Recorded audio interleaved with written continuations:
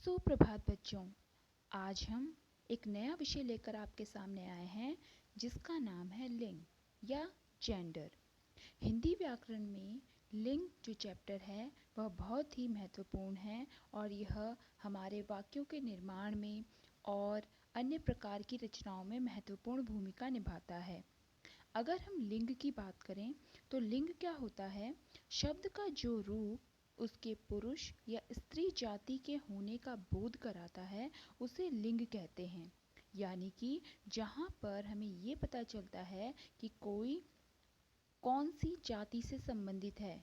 अगर वो लड़का है, बालक है या पिता है तो वो पुरुष जाति से संबंधित होगा, और यदि वह लड़की है, बालिका है या माता है तो वह स्त्री जाति से संबंधित होगी। यही दोनों चीज़ों की जानकारी कि कोई स्त्री है या कोई पुरुष है, इन सब शब्दों के वे रूप जो इनके बारे में जानकारी देते हैं उन्हें हम क्या कहते हैं? लिंग कहते हैं।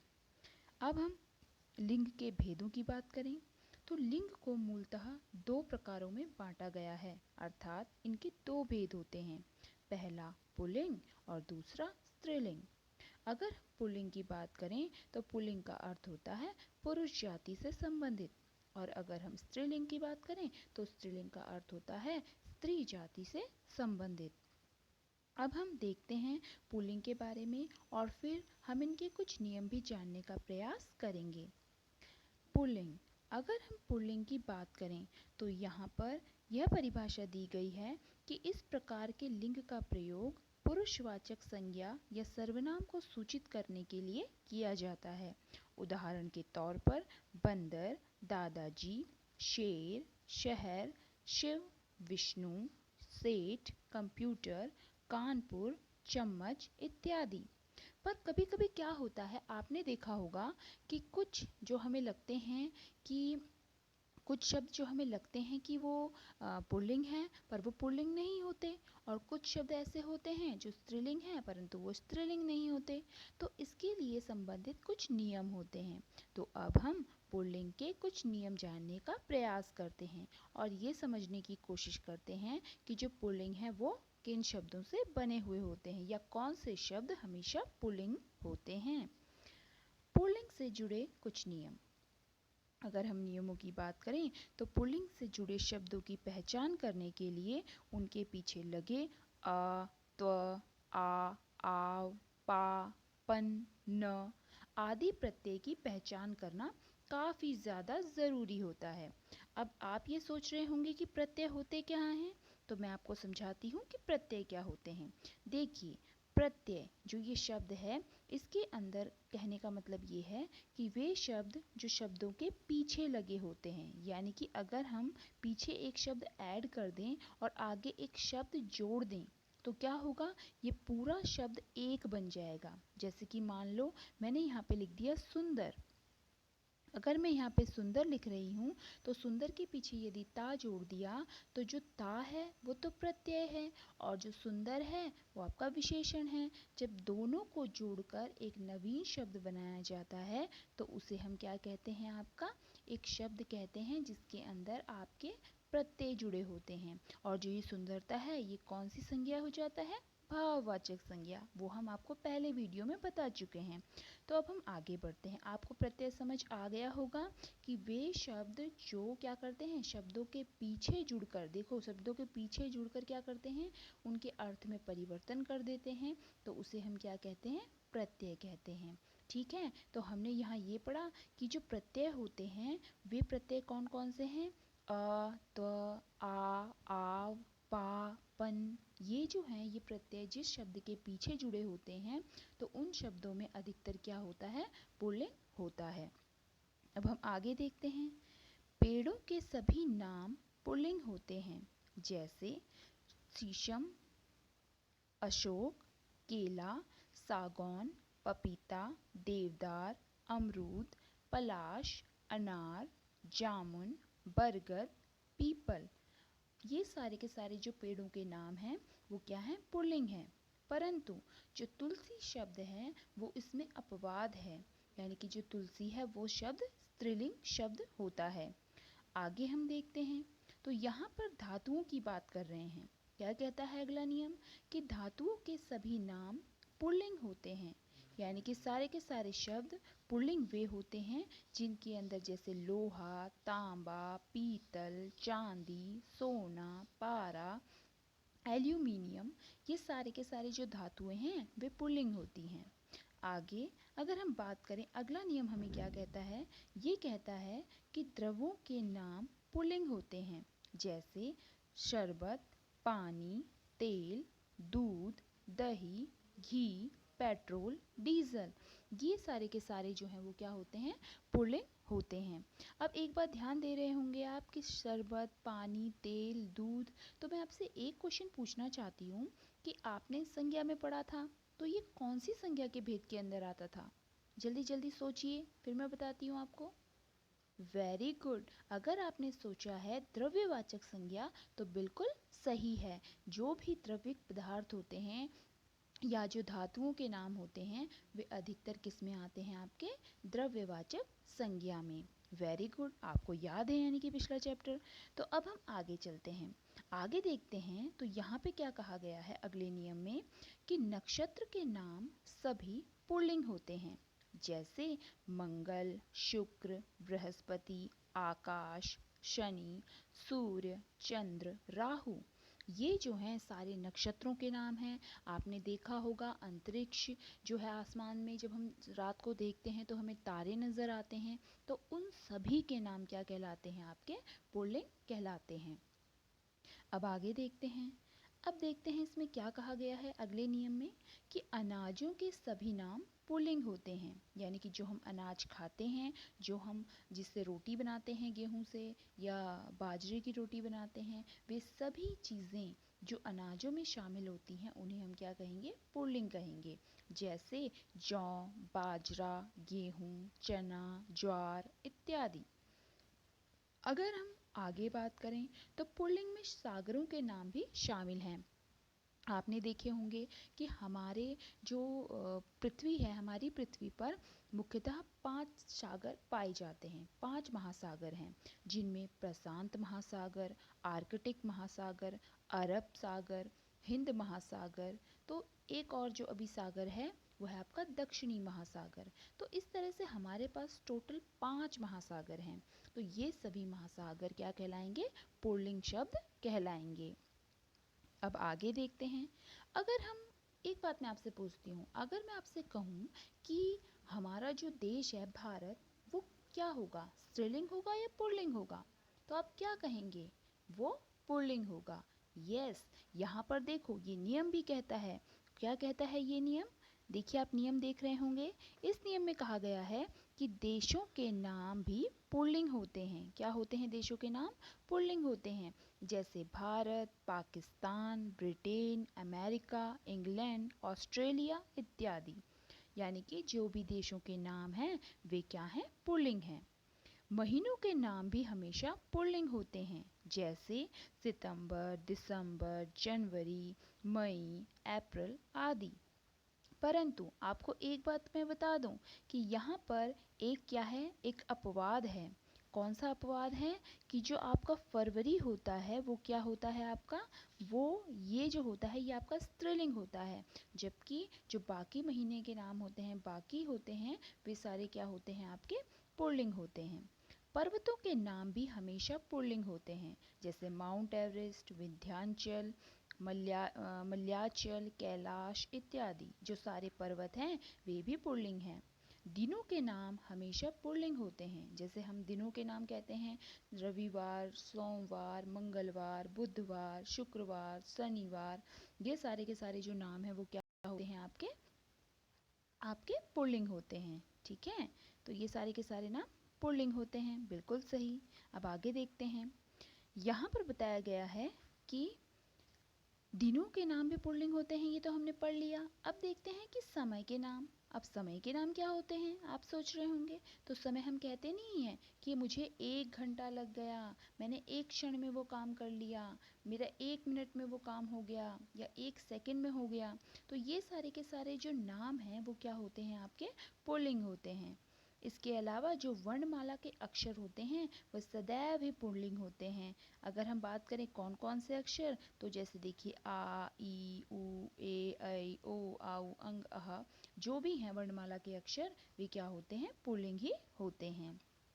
आशा है आपको पुल्लिंग समझ आ गए होंगे। अब हम चलते हैं स्त्रीलिंग की तरफ। तो स्त्रीलिंग की अगर हम बात करें, वे शब्द जो संज्ञा या सर्वनाम के स्त्रीलिंग होने का बोध कराएं उन्हें स्त्रीलिंग शब्द कहा जाता है। यानी कि जहाँ पर हम स्त्री जाति के होने का बोध समझते हैं कि कोई स्त्री है, कौन सा शब्द स्त्री वाला शब्द है, तो वहाँ पर आपका स्त्रीलिंग होता है। स्त्रीलिंग के उदाहरण हैं शेरनी, गंगा, नील, कुतिया, किताब, सिगरेट, शराब, घोड़ी, कुमुदिनी, मोरनी, कुसुम, पुष्पा आदि।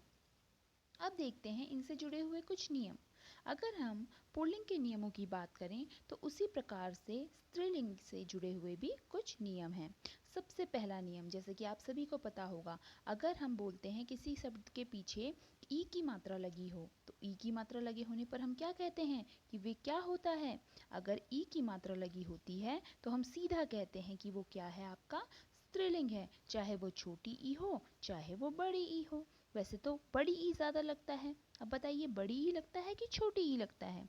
वेरी गुड, इसमें क्या लगता है आपका, बड़ी ई लगता है। तो जब भी बड़ी ई लगा हुआ रहेगा तो हम कहेंगे कि वो स्त्रीलिंग शब्द है।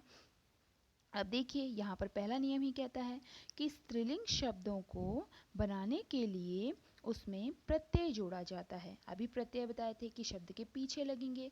जब पहले वाले में लग रहे थे पुल्लिंग में तो आ लग रहा था, पन लग रहा था, त्व लग रहा था, जबकि यहाँ पर क्या लग रहे हैं, यहाँ पर ई लग रहे हैं। जैसे यहाँ पे लिखा गया है ई प्रत्यय लगाकर बनाया जाता है, जैसे बड़ी, भली, खड़ी, सुनी, सनी इत्यादि।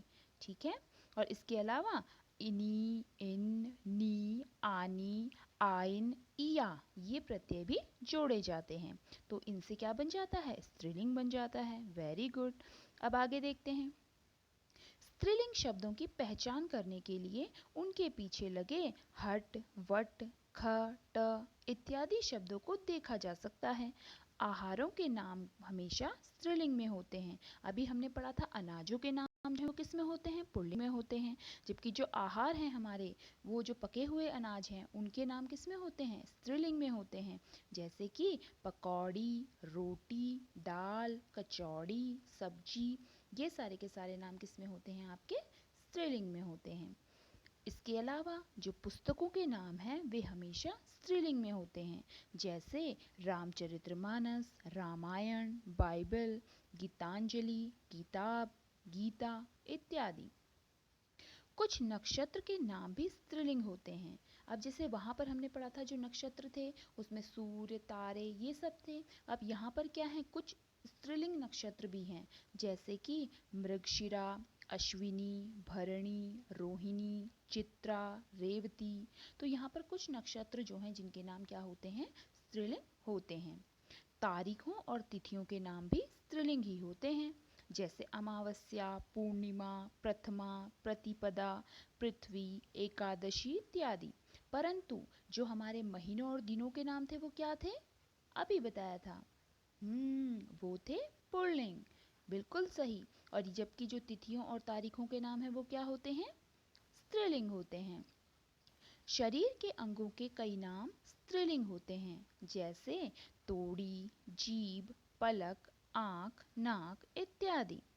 इसके अलावा जो हमारे बोलियां होती हैं, भाषाएं होती हैं या लिपियां होती हैं, उनके नाम भी स्त्रीलिंग ही होते हैं, जैसे हिंदी, संस्कृत, फ्रेंच, अरबी, फारसी, देवनागरी, अवधी, मराठी, गुजराती, बंगाली, बहुत सारी जो भाषाएं हैं सबके नाम क्या हैं, आपके स्त्रीलिंग हैं। हमारे जो संविधान है आपको पता है उसमें कितनी भाषाओं को मान्यता मिली है, 22 भाषाओं को। और जो हिंदी है वो हमारे यहाँ की राजभाषा कहलाती है। अंग्रेज़ी के बारे में तो आप सब जानते ही हैं कि वो हमारे यहाँ की जो भी कार्य क्षेत्र की भाषा है या अंतर्राष्ट्रीय क्षेत्र पर बोली जाती है वह भाषा अंग्रेज़ी होती है। अब आगे बढ़ते हैं। अगर हम नदियों की बात करें तो नदियों के नाम हमेशा स्त्रीलिंग होते हैं, जबकि जो महासागर थे उनके नाम क्या थे आपके, पुल्लिंग थे।